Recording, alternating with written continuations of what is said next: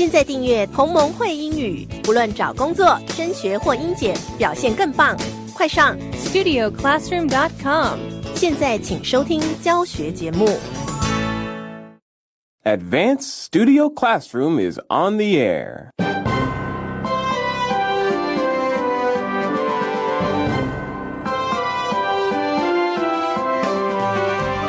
Swimming into the mouth of danger with the making of Jaws.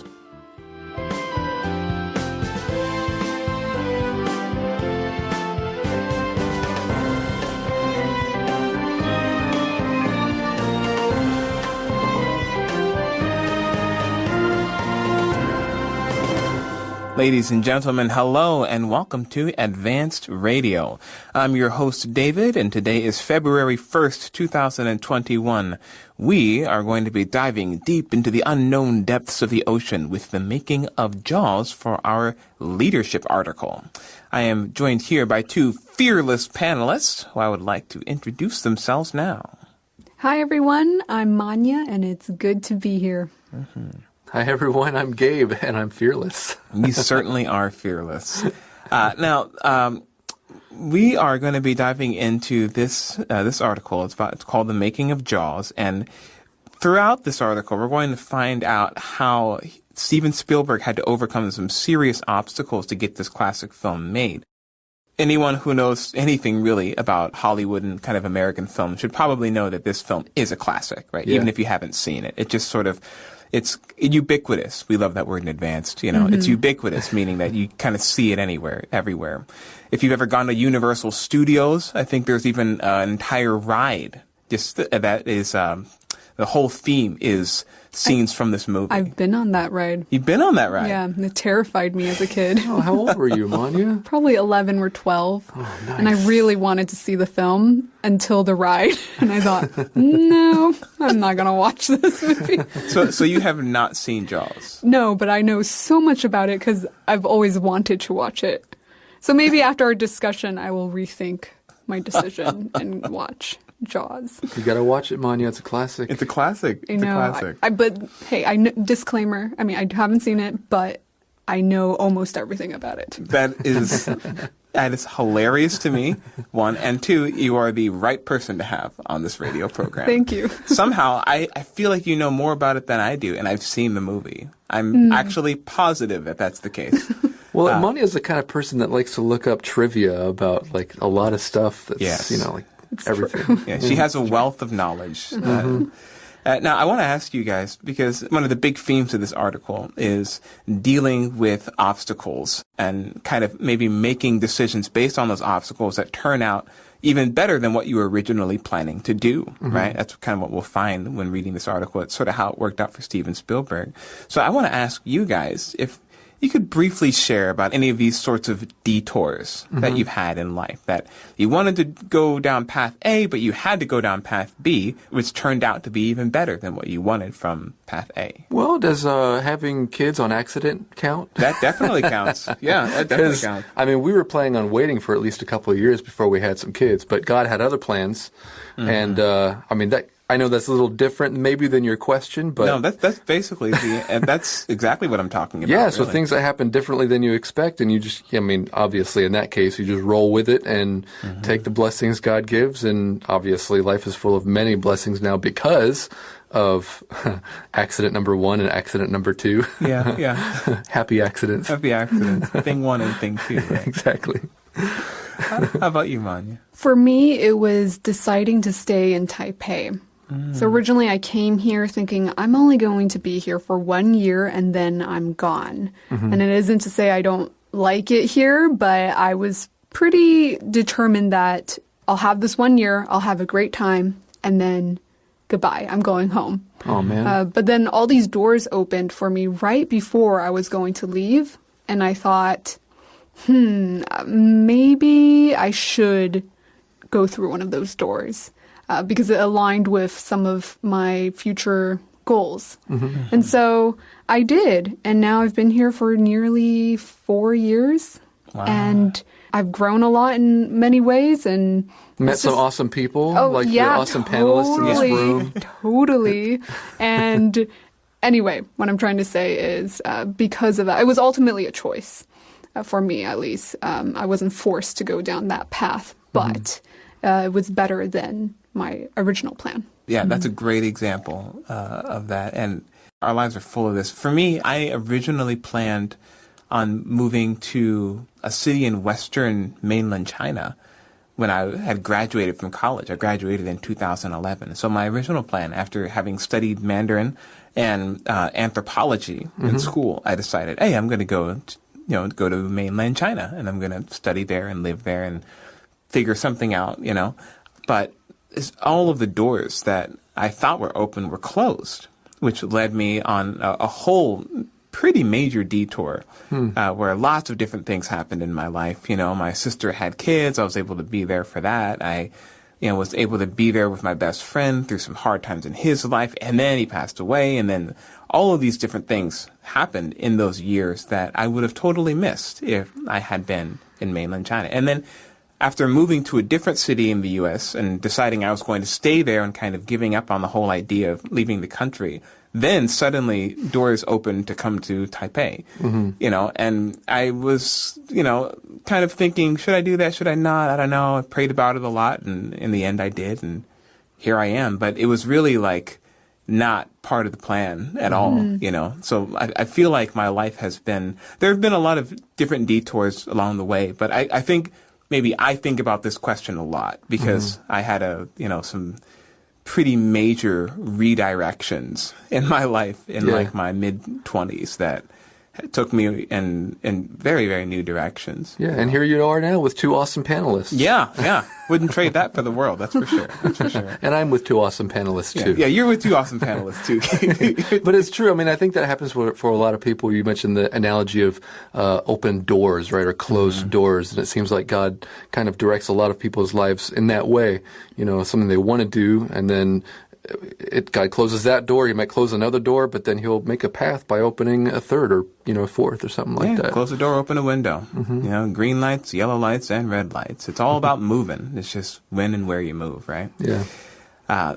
So without further ado, now that we kind of have primed our imaginations for what it means to improvise with an obstacle that's been placed in your path, let's hop into our Jaws article and go into the mysteries of the deep blue sea where the sharks lurk beneath the waves.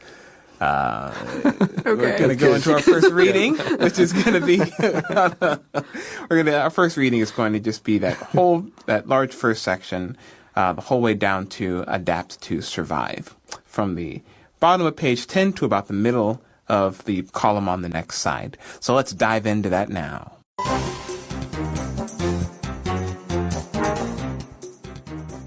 The making of Jaws. Steven Spielberg's decision-making during the filming of Jaws provides timeless lessons for entrepreneurs.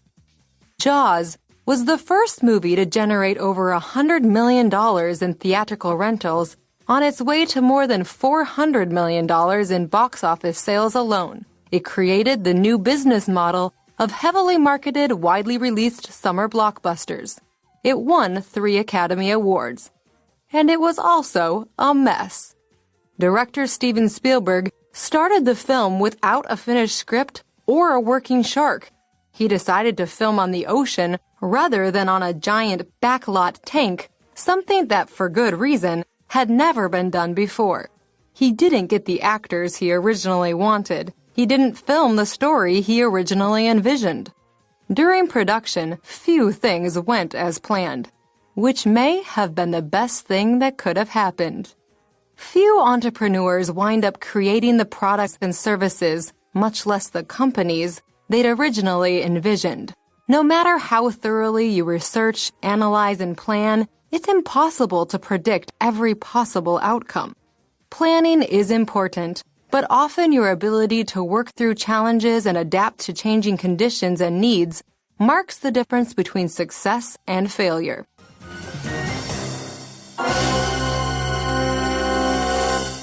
All right, so Jaws, the first movie to generate over 100 million in theatrical rentals. It's crazy to see that number. Nowadays, I think movies make oftentimes even more than that, it seems. But at that time, and just of course, money was worth a little more back then, just based upon exchange rate. That's really a huge deal. This was 1975. Yeah, that's right, 1975. It's even earlier than Then you were thought born. It was. Yeah, I was. Yeah, I wasn't even born yet. I was even born. But I remember it, but I wasn't born yet. And mind you, what is a theatrical rental? Basically, the studio that produced this movie rented the movies to the theaters. And that's how the theaters were able to show the movies for people to watch. That's right. So that's just a bit of a kind of kind of business knowledge about how the movie theater world runs. Now, there's we got another huge number here. It made more than $400 million in box office sales alone. Now, you guys have probably heard this word box office a lot. Gabe, what do they mean by that? Yeah, the box office or the sales is referring to the amount of money that's made actually kind of for a movie when people go to see it at the movie theater. So it's not when it comes out on DVD or anything like that. It's like actually when the movie was in theaters, how did the movie do? How much was sold? Yeah. That's exactly. We're talking about ticket sales there, as Gabe described. So a ton of money. This was a huge hit. But what we're going to find is that the making of it was a disaster. It says that this movie created a new business model of heavily marketed, widely released summer blockbusters, which is something that, summer blockbusters, what are we talking about here? We're talking about Avengers movies. Yeah, we're talking about those Marvel films that they spend months building up on. They're like, oh, this July, this, Ant-Man's coming out, right? There's a pattern that Hollywood had until about 2020, where they were trying to always have big movies hit at certain seasons, Christmas and summer, right? Yeah, exactly. And that model was started with movies like Jaws. But we see here that in addition to being all these other amazing record-breaking things, the movie was also a total mess, right? Now, we talk a little bit about how Spielberg started out making the film. Did it seem like he was totally ready for this movie to be made when he first started filming? Right. Not at all. He didn't even have a finished script. Right. He was 27 years old, so very, very young. I didn't realize how young he was. Yeah, he was incredibly young, and he had done some work, but he was not the name he is today. Does that make sense? Yeah. He didn't have the reputation that he has he today. wasn't. Well, he was very young when he got this script. And originally, he wanted to do a different project, and somebody convinced him to do this, which is crazy because the script wasn't finished. Yeah, Nothing was really ready, except that the studio wanted this movie to be made because the novel, the book, had just been released and it was really popular. So the studio thought, if we make a movie right away, then people might still be interested in this movie. Oh, I see. I often forget that it was a book before it was a movie. But I love the way that you kind of frame that, Manya. It sort of gives us this idea of this young guy, maybe fresh in the business, still trying to find his footing, trying to make his name in Hollywood. And then this script comes across his desk, right? Now totally underprepared. Totally underprepared, right? Now, it seems like initially he started making some decisions that were already a little bit ambitious, right? Ambitious, right? Yeah, exactly. Like, for example, he wanted to film on the ocean rather than the giant backlot tank, which had never been done before. Yeah. Right? Now, that's a really dangerous move. There are some other films that were filmed on the ocean. One in the 1990s called Waterworld. Yeah. Yeah, you ever see that movie, Gabe? I only saw the beginning of that movie. I heard that movie kind of flopped. It wasn't really a success. Yeah, not particularly. Not like Jaws. Yeah. Right. Yeah. And Kevin Costner, the leading man, nearly died in the making of that movie as Drowned? well. Yeah, definitely. Because they were filming on the ocean. Very dangerous. And it's unpredictable. Yes. Yeah. The ocean is dangerous and unpredictable. But that's actually what Spielberg wanted from the film, right? Yeah. But yeah, so during the production, the filming of the story, and also, as Manya mentioned, he didn't film the story that he had originally envisioned. To envision something is just to kind of imagine it, to dream it up, right? But during production, few things went as planned. But did that stop him, Gabe? Yeah, no, of course it didn't stop him. In that previous paragraph we read, he didn't get the actors he originally wanted. I was reading somewhere that when he asked Richard Dreyfuss to be one of the main characters, I think Hooper was I think Hooper. Yeah. his character. Yeah, like originally he turned Spielberg down, or he hesitated because he knew that it was going to be really haphazard and dangerous and unpredictable filming at sea. And he was right. Yeah. But he was like, all right, cool. All right, fine, I'll do it. And it turned out great.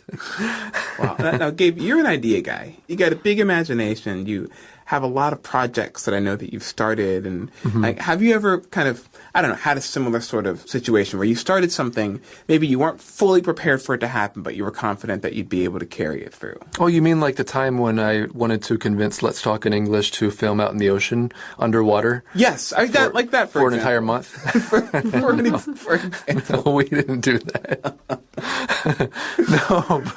No, but you're right. I mean, I think that it's better to think way outside the box for an idea, and then try to rein yourself back in and try to figure out what can happen right outside the box than it is to think, okay, well, we have a small box, so let's just try to fit everything inside of our parameters and not go big. Because I think it's important to try to push not only yourself but your team and the teams that you work with to be ambitious and to try to think of how to do things in a more creative way. Yeah, absolutely. I think you're right. I think it's better to start. It's better to start big. There's that saying, right? Shoot for the moon and land among the stars. Which actually, if you're thinking astronomically, it would be a lot easier to shoot for the moon than to shoot for the stars, because the stars are billions of light years away sometimes, and who knows if you'll ever get there. Well, right? you will, but you'll be dead way before you get there. Yeah, exactly. So it's but it's a good analogy. It's a good analogy. It's a good analogy. But it kind of reflects what Gabe was talking about there, right? It's better to start big and then see what is possible than to start too small and then end up not really being able to meet your potential, right? So just kind of as Gabe was saying, few entrepreneurs wind up creating the products and services, much less the companies that they originally envisioned. I like how the author says this. No matter how thoroughly you research, analyze, and plan, it's impossible to predict every possible outcome. What do you think about that, Manya? I think a lot of the famous, well-known products we've used or we know about were born sort of as an accident or something that was not, that people didn't think were going to be really popular. Yeah. What's an example? I'm thinking of Frisbee. This is why I love having her on the show. I want to play Frisbee This now. is why I love having her on the show. Go on, Manya. Well, basically this toy company, somebody at a toy company thought they were inspired by the fact that some college students near the school he lived near a school, and the college students there would throw pie tins.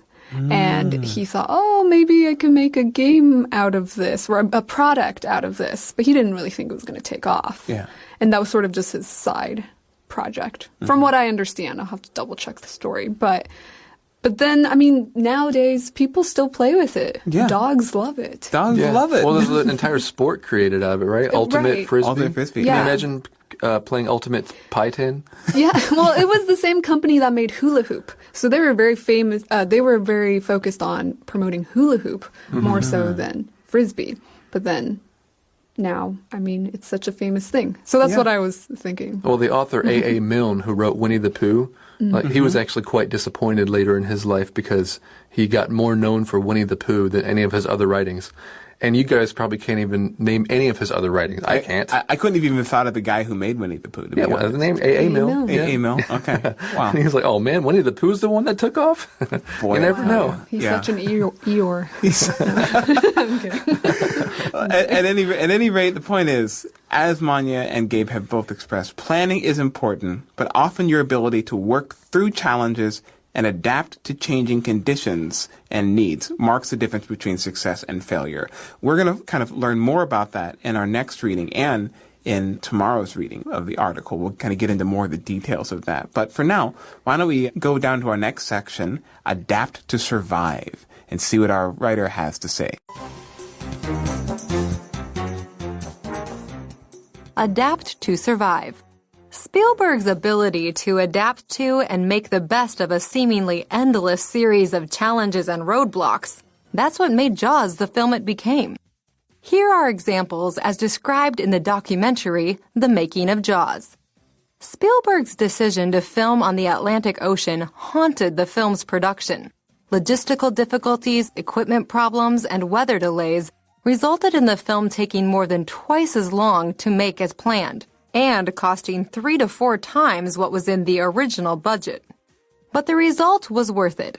As Spielberg said, lake water, pond water, tank water don't have the same texture or violence that the ocean has. This needed to be a convincing story about a great white shark, because if it wasn't, no one would believe it.